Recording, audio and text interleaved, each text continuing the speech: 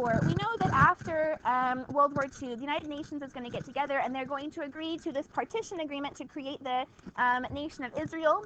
They're going to carve it out of what had been previously known as Palestine, and here's a little bit what that looks like. So in 1947, this area, this territory, was known as Palestine, and almost entirely made up of Arab Palestinians who live there. They're Muslim, and there are some Jewish settlements, right? Remember that the Zionist movement doesn't like originate in World War II. There had been Zionism, this idea that the Jewish people should have a homeland, should have a country for themselves. It's like Jewish nationalism is another way to think about it. This had existed like far before World War II, but after World War II, there's more international support for it. So there are some Jewish settlements, but again, predominantly an Arab Muslim Palestinian state. But then the UN partition plan is going to kind of divide up Palestine and say, okay, well, the Palestinians can keep these areas, and the rest of this is going to become Israel, this homeland for the Jewish people. And there are, we talked about this before, all kinds of complicated things going on here, right? So it's technically true that the Jewish people have this like legitimate historical claim to this territory, like literally back into biblical times. That's not false. But the Palestinian people were the ones who had been living there most immediately for a couple of hundred years anyway.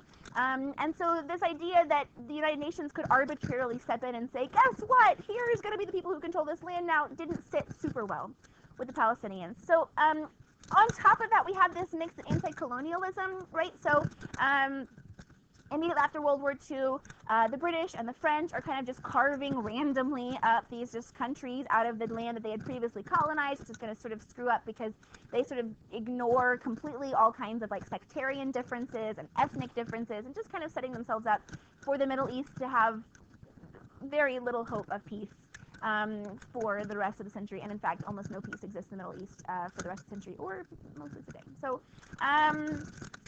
so that's going to be going on there. So the United States is going to support Israel, and almost immediately after the partition plan is agreed upon, we're going to have the Arab-Israeli War, when basically all of the surrounding countries, right, so you can see a map here, all of these Arab Muslim countries are going to attack Israel simultaneously. Right, and Egypt. They're going to attack Israel simultaneously, and mostly because the United States steps in with military support. The British do a bit in the Arab-Israeli War as well. Israel manages to repel those attacks and to maintain, like, they're going to continue to exist. But after that, we're going to see the creation of an organization called the PLO, or the Palestinian Liberation Organization. It's complicated to talk about that here in America because, officially speaking, the United States State Department classifies the PLO as a terrorist organization, which is politically charged, to say the least. The PLO would argue that they are the legitimate representatives of the Palestinian government, which they would argue are the legitimate representatives of the territory that we call these days as Israel, because it was supposedly stolen from them in 1947, and that they are simply trying to, like have self-sovereignty, like they want to rule themselves, the self-determination of people's thing. Whether or not the PLO is a terrorist organization is maybe debatable, but they definitely do fund an organization called Hamas, which is definitely a terrorist organization, engaging in all kinds of like suicide attacks and like covert operations trying to undermine the Israeli state. Anyway, Hamas is they're definitely bad guys. Yes. Then in the 1950s, things sort of cool off for a while, but Israel is constantly subjected to attack, right? The U.S. is sort of kind of supporting them, but not trying to get too involved. You know, the Eisenhower Doctrine is sort of suggesting that we're going to try to make sure that, like, nothing goes counter to our interests, but frankly speaking, at least at the beginning, Israeli interests are not really U.S. interests. Like, why do we really care about this country in the Middle East? I mean, it's not going to help us in any significant way, at least not at first. But towards the end of the 50s and the early 60s, the Soviets began to put out feelers, right? They want allies in the Middle East. The Middle East is coming online as a major oil-producing part of the world. The U.S.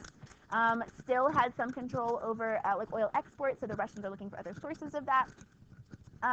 The Russians are going to make particular advances in Iran, but they're also going to be trying to find friends in Egypt, in Syria, in Lebanon, and this is very alarming to the United States. Remember, we are playing this great global war of chess, right? And every time the Soviets try to make an advance, we believe that we have to meet that advance, or else we're going to begin to sort of lose, right? That the Soviets will incrementally take ground. So we look around, and we all know the very best ally is going to be the enemy of my enemy, right? So if the Soviets are reaching out to the Egyptians and the Iranians and the Syrians, Well, then who do the Egyptians, the Iranians, and the Syrians definitely hate? Well, it's going to be the Israelis. So this is really how the United States finds ourselves attached to the Israelis. So these days we hear lots of rhetoric about Israel being America's like #1 ally, and to an extent that's really true.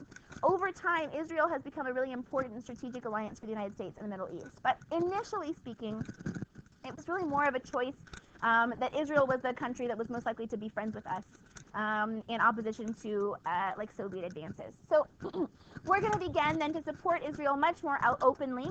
And when the Six-Day War begins in 1967, that's going to become kind of complicated for us. So in 1967, Israel is attacked by a combination of forces of Iraq, which by the way is a really strong military, Syria, Egypt, and Jordan. Simultaneously, they have coordinated this attack.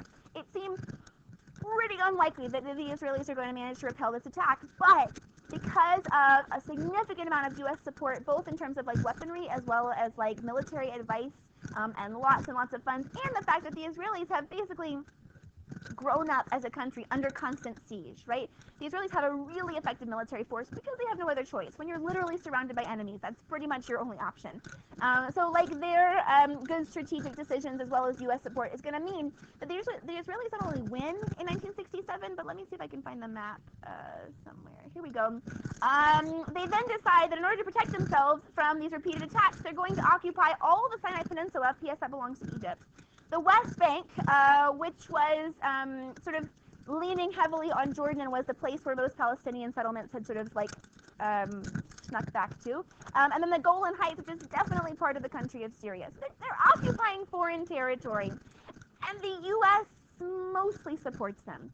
Because we're beginning to work on a relationship with the Egyptians, who have sort of rejected the advances of the Soviets and are kind of looking like they're open for friends, we convince the Israelis to pull out of the Sinai Peninsula, but they're going to keep the Gaza Strip and the West Bank, and for quite a while they're going to maintain a presence in the Golan Heights. So if you want to know when the beginning of this anti-American sentiment begins, a lot of it has to do with the Six-Day War in 1967. Because now American isn't like being hated on this sort of general level, like, oh, well, they're the West, they're the colonial powers, they're the like, you know, the elites, and we're the people who are like having to make up, you know, for lost time because we've been oppressed. Now it's like America is explicitly supporting their enemy and hurting their national interests, is sort of like how that begins to be spun. And this is when we get the roots of this like anti-Americanism that's going to lead to the rise of like terror groups, for example, right? But that's going to get worse in a little while. I mean, you know, okay. So then when Nixon becomes president in 1968, his Secretary of State, Henry Kissinger, has this really big goal of like, whoa, this is getting out of control. They can see the writing on the wall. They can see the rise of anti-American sentiment in the Middle East. And so Kissinger suggests that what we really need to do is try to just mediate conflicts in the Middle East. You know, if we're needed, we can come in. We're going to support Israel, of course, but we don't really want to like overcommit ourselves. This is not in our best interest. We don't need to be there in this level. Which sounds super great and might have been a great way forward until 1973. And in the Yom Kippur War, once again, Israel is going to be attacked by coordinated forces, this time primarily of Egypt and Syria, and it looks real bad for Israel. The Egyptians and the Syrians are going to establish like dominance really early on. They have lots of like coordinated missile attacks, and remember, Israel is a pretty small territory, right? Like, there's not a lot of places to go to like strategically maneuver to escape, to like, no, they're just sort of there. They're sort of stuck there. You know, there's nowhere else they can move around. So the U.S. is faced with this choice, right? Do we like try to mediate? But the mediation is looking like Israel's going to get defeated. Do we allow this ally, really our only strong ally in the Middle East, to be defeated, or do we step in? And you all know what we do. Right? So we step in, and we sort of abandon this idea of mediation, and we send, once again, massive amounts of aid and support, some CIA operatives, all this business, and the Israelis, again, are going to defeat this potentially, or certainly a larger force, if not superior force. And then here we see the oil embargo, right? So these Arab nations are going to work together as part through OPEC to refuse sell oil to the United States, which has a significant effect on our economy, which is like a big deal. Carter tries to smooth some of those things over, and remember, he's a really nice guy, so temporarily speaking, it works a little bit. But remember, the Camp David Accords might have been historic, and they definitely are, but the fact that Egypt recognizes Israel's right to exist theoretically is not the same thing as Egypt recognizing that Israel's right to exist in Israel. And so there's still going to be this constant conflict over like, is it Israel or Palestine? And in fact, that's a really complicated conflict even today.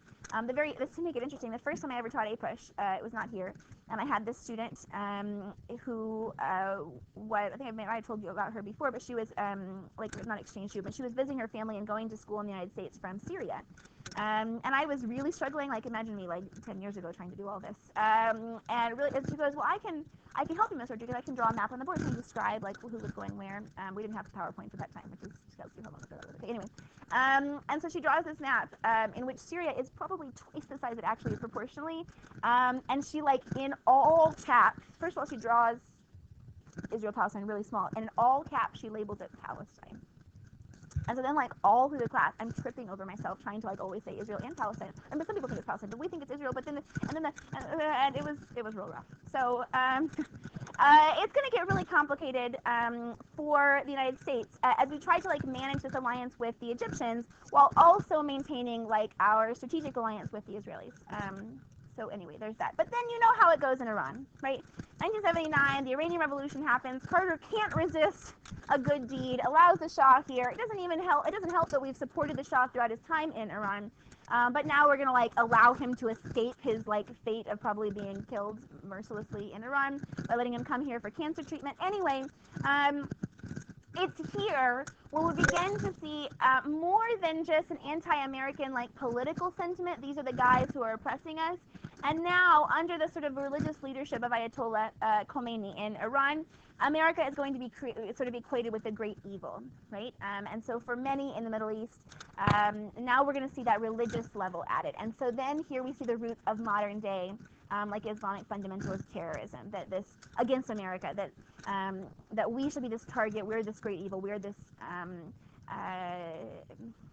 like religious enemy, in sort of like a sense of the apocalypse. And it's hard to find diplomatic solutions with someone who thinks you're literally evil, right? I mean, we might be able to find diplomatic solutions with an enemy who we disagree with politically, but with somebody who thinks you're actually evil, that becomes a bit more of a challenge. So then Reagan's going to take office, and a couple of things happen. First of all, the Soviets are going, this is not this slide exactly, but the Soviets are going to invade Afghanistan. They're looking for just to extend some of their geopolitical control into and around, like, the Indian subcontinent, and so, you know, Afghanistan borders Pakistan and all that business. They invade Afghanistan, and the United States, of course, remember, we have to respond to every move the Soviets make. And so we decided that it would be the super best option in the whole wide world to oppose the Soviets, not directly on the ground, because that might draw us into another, like, Vietnam-style war. But that instead we should arm and support the, like, fighters on the ground who are already resisting Soviet rule. They're called the Mujahideen, and they are pretty effective at waging this guerrilla war against the Russians. So we're going to send them money, covert operatives, lots and lots of weapons, surface-to-air missiles, for example, plenty of explosives, and they do a really good job of harassing the Russians. We do boycott the 1980 Olympics in Moscow over this whole shenanigans, but then with continued support, the Mujahideen will be successful, and the Soviets will be forced to withdraw in 1988 from Afghanistan, which is this huge victory for the United States for a very short time. And then it turns out that the Mujahideen look for power for themselves, and they are sort of like the precursors of what will become the Taliban and later Al-Qaeda. So it turns out when we invade to, like, defeat the Taliban in 2001, that it's very difficult to do that because they were shooting at us with some of our own really awesome weapons. In a similar way, in 1980, this is a rough year for the Middle East, 1980, the Iranians and the Iraqis are going to begin this sort of sectarian war, right? So Sunni and Shia majority governments are going to really, like, try to target one another. This is mostly a political move, although, of course, like, religious complications are going to sort of inflame the violence. And the U.S. is a bit concerned because, of course, the Iranians are the best ally the Soviets have in the Middle East at this time. So we definitely don't want the Iranians to win, because that would be an expansion of Soviet power. Now, on the other hand, the Iraqis are run at this time even by Saddam Hussein, who we knew even then was a really bad guy, right? but he's not in, cahoots with the Soviets, which makes him at least a little bit better of a bad guy, in our opinion. So we decided the best option is going to be to aid the Iraqis. So again, lots of money, lots of weapons, military training, all this business. And it's kind of effective. The Iraqis don't lose. This war is going to go on for 8 long years. It is exceptionally bloody. There's not a lot of territory gained one way or the other. In the end, they sort of declared the ceasefire because neither of the two countries can afford to continue this Iraq-Iran war for much longer. But interestingly, both the Iraqis and the Iranians end up hating the U.S. more as a result of this conflict. And you might go, well, shouldn't the Iraqis like us? But the argument was sort of that if the U.S. had wanted the Iraqis to win, we could have helped the Iraqis win very quickly, right? If we can help the Israelis win when they are attacked by this sort of coordinated force, surely we can help the Iraqis with a pretty significant army of their own, to be successful. So the thought was that the U.S. really hadn't wanted the Iraqis to win. They just wanted to basically to have the Iraqis and the Iranians bleed each other, right? To have them fight each other and sort of weaken each other through this prolonged conflict. And certainly that's what happened. There is a weakening of both the Iranians and the Iraqis because of this long conflict, and certainly that's going to be problematic for both. So there's so America wins no friends in this particular action. Although I'm not really sure what else they would have done, right? I mean, so should they have let the Iranians win and the Soviets expand their influence? Maybe self-determination of peoples and all of that. But you can see at least why the Americans felt that they had no choice but to intervene here. So then Reagan, unluckily or unhappily, has to deal with more problems related to Israel. So in the early 1980s, the PLO is going to continue to support a whole bunch of raids on Israel, many of which are originating in Lebanon. The Israelis get pretty fed up with this, and in 1982, they decide that they're going to invade the country of Lebanon, and when they do so, they're going to touch off a Lebanese civil war. So in Lebanon, the government was led by this Christian minority. So most of the leaders in government were Christian, whereas the majority of the people in Lebanon were Muslim. And so once the Israelis come in, they sort of destabilize the whole thing. Lebanon sort of descends into civil war. The U.S. kind of chastises the Israelis, and the Israelis kind of back off, and they're like, well, we made our point anyway. But Lebanon is still in civil war, and so the United Nations, led by the United States, decides that it's really probably best that we go in and try to establish peace, right? We can't just screw up a country and then leave them to kind of devolve. Who knows what bad things could happen there. Anyway, so the United Nations sends in a whole bunch of peacekeepers. The United States has a huge number of those peacekeeping forces on the ground, and they do a pretty good job at restoring order. They help to build up the elections process. They're doing a pretty good job. And then late in 1982, or it was early 1983, a big military truck is driven into the U.S. compound, nobody really knows by who, and then it explodes very near a whole bunch of Marine barracks, and more than 200 Americans are killed there. This was the act of a terrorist, probably a precursor to what we would call modern-day Al-Qaeda. So some of these anti-American groups who have begun preaching this religious war against the United States, that we've got to remove the great evil from these Arab lands. And so anyway, what the United States does, however, is maybe the worst thing we could have possibly done, at least in the eyes, again, I have limited understanding here, so I'm relying on the sources that I've read. And the eyes of the 2 books that I read about this particular conflict, both of them agreed this was maybe the worst thing we could have done, because we get attacked, 239 killed, and then we withdraw almost immediately. And so what's the lesson learned for groups who are seeking to oppose the United States? Kill a few Americans, and they'll withdraw. Bloody them up enough, and they're going to leave. And that becomes the fundamental strategy for these anti-American forces in the Middle East, is that when they want the U.S. to get away, they're going to engage in a series of terrorist attacks, which they believe is going to force the U.S. to withdraw. We repeat the same mistake in Somalia, right? You guys have maybe seen Black Hawk Down or read the book. And essentially the same thing happens, right? We're trying to restore order in Somalia. This incredibly unfortunate and incredibly tragic accident occurs in which Americans are killed in a pretty brutal way, and we leave. We're like, okay, we're done with this. We're not going to do it anymore. And then all that does really is embolden those who attacked us in those instances. So there's that. Okay, so with about 5 minutes to go, then let's look a little bit at the Persian Gulf. First of all, the Iraq-Iran war had, besides sort of weakening both Iraq and Iran, it also destabilized the Iraqi government in general. It had been hugely expensive. They were heavily in debt. They were becoming increasingly unpopular. So Saddam Hussein was having a harder and harder time like maintaining his control over the population. And so Hussein's solution is we've got to find some economic wealth, and the best way to do that is going to be to attack Kuwait. Lots of Iraq's oil is situated along the border between Iraq and Kuwait. And so Iraq is accusing Kuwait of something called slant drilling, which frankly I don't understand the physics of, but apparently you can drill straight down into the ground for a while and then drill sideways, which I just super don't get, but it's a thing that actually exists. And so this slant, so Iraq is accusing Kuwait of slant drilling and basically of using Iraqi oil, right, drilling in and tapping into Iraqi oil. And so this is a pretense for the Iraqi invasion of Kuwait. So Iraq invades Kuwait. They very quickly overwhelm Kuwait's like super tiny defense forces. They take Kuwait City. There are reports of all kinds of abuses, like one of the most grotesque reports, which might not have been true actually, there was no way to independently verify any of this, was of Iraqi soldiers going into a hospital, into the the baby ward, like where the babies are born, and like throwing babies and like using them for target practice. No one can confirm that. But there's lots of reports of things like that going on. So the world is getting increasingly upset about this. President H.W. Bush is going to lead the United States charge in the United Nations to tell Saddam Hussein he can't do this. The United Nations passes a series of resolutions saying you've got to withdraw, you can't do this, you've got to withdraw. In 1991, about 6 months later, the United Nations sets this deadline. You've got to withdraw by this time or we're going to take military action against you.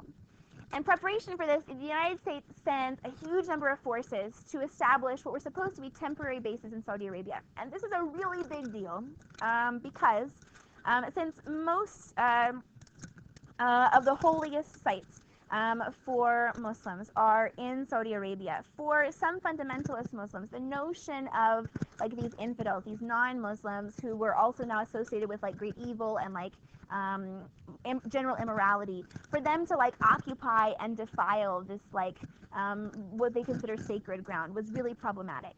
And in fact, it was a concern for the king of Saudi Arabia, but the U.S. provided evidence, and we didn't make it up, it was actual evidence, that the Iraqis were amassing their army just across the border from Saudi Arabia, so at the Iraqi border. And there was some sense that Saddam Hussein had managed to take Kuwait and that he might come in and try to seize Saudi oil fields as well. And that's, of course, where Saudi Arabia needs the oil fields for their entire economy. Saudi army was incredibly weak, and so they were really concerned that this was a big threat to them. And so they agreed, the king agreed to allow the U.S. to set up these bases. The U.S. Army tried the best they could to do the least harm, like cultural gaps as possible. So like women are required to wear like their full uniform at all times instead of like being able to take off their like army jackets and just wear their undershirts. Like to try to ease that, men and women were housed in separate barracks outside the camp. There's no alcohol that was sold on base. Anyway, they tried to do their best, but it wasn't good enough, right? And so actually, Osama bin Laden is radicalized sort of to the nth degree against the United States in this time period. Like that he believed that seeing U.S. occupation of Holy Land meant that like we had to be this target for him to destroy. Anyway, you probably know this story. The Iraqis don't withdraw when we tell them to. So the United States then issues alongside the UN this sort of final ultimatum. They don't follow, so we go ahead and we invade. Norm Schwarzkopf was the leader of the American forces on the ground, and there was a real concern. So it turns out that the Gulf War was like pretty easy, like we won real fast. But there's a lot of real concerns because the Iraqis had used chemical weapons during the Iraq-Iran War. And so we were really worried about that. But in the end, we were successful, which sets us up for a whole other set of problems.